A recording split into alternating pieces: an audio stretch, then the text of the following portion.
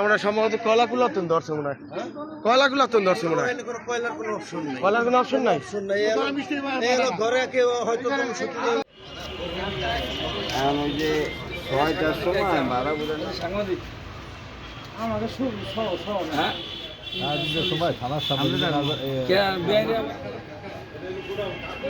তৈরি করে রাখা হইতো আর কি।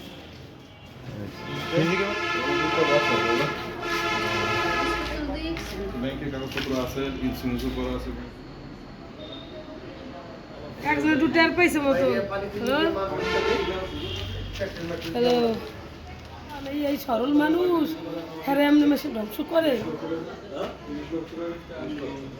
কারা করছে তো কইতে পারবো না আমরা।